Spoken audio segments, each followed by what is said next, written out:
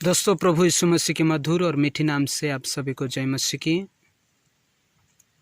मैं भाई कमलदान आप सभी को बिग थैंक यू कहना चाहता हूं।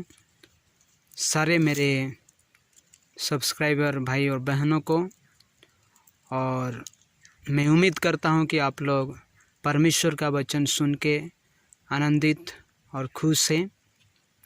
और प्रभु का वचन सुनना बड़ी बात होता है, और उस वचन को सुन के हम आज की इस दिनों में और हम प्रभु के रास्ते पे चलना बहुत बड़ी बात है दोस्तों। तो आज की इस समय में मैं एक छोटा सा सेल्फी वीडियो आप लोग के लिए करना चाहा कि जब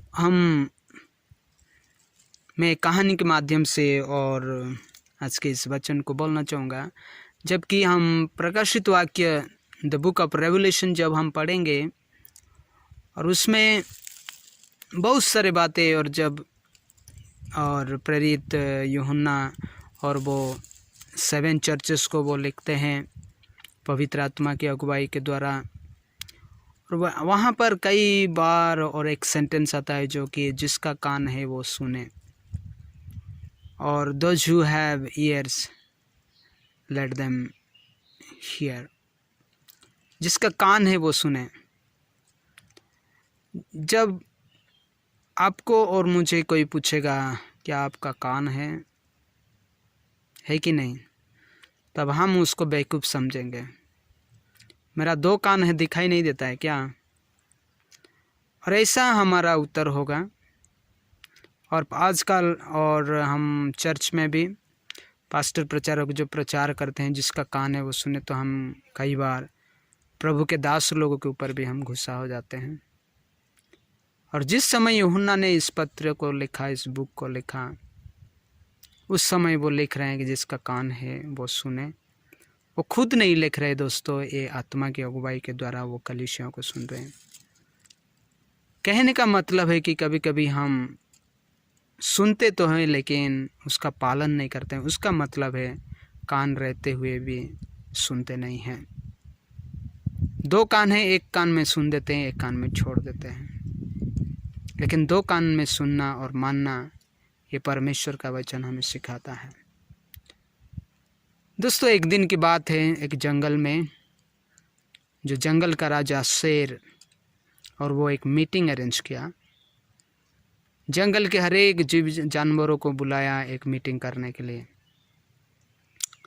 तो जब वो मीटिंग के लिए जा रहा है नेक्स्ट डे में, वो रास्ता में एक खरगोश को देखा, रैबिट, छोटा सा प्यारा खरगोश को देख के वो सोच में पड़ गया, अरे ये तो बहुत अच्छा खरगोश है, छोटा है, मस्त है, इसको मैं खा जाऊंगा, उसके बाद मैं मीटिंग के लिए जाऊंगा।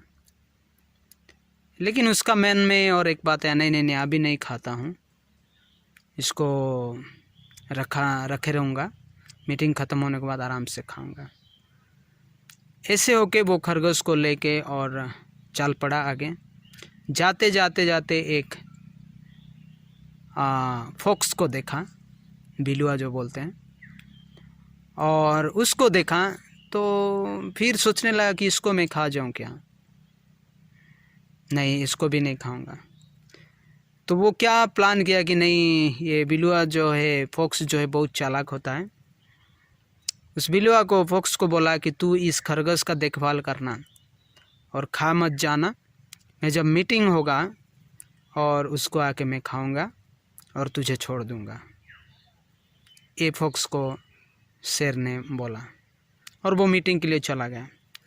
जब ख़त्म हुआ आया तो देख रहा है कुछ चेंजेस हैं, और हम जानते हैं कि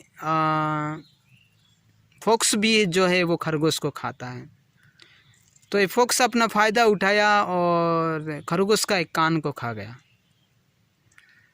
तो अभी जब शेर आ रहा है और देख रहा है कि खाने के लिए वो बड़ी लालसा के साथ आ रहा है, देख रहा है खरगोश का एक कान नहीं है।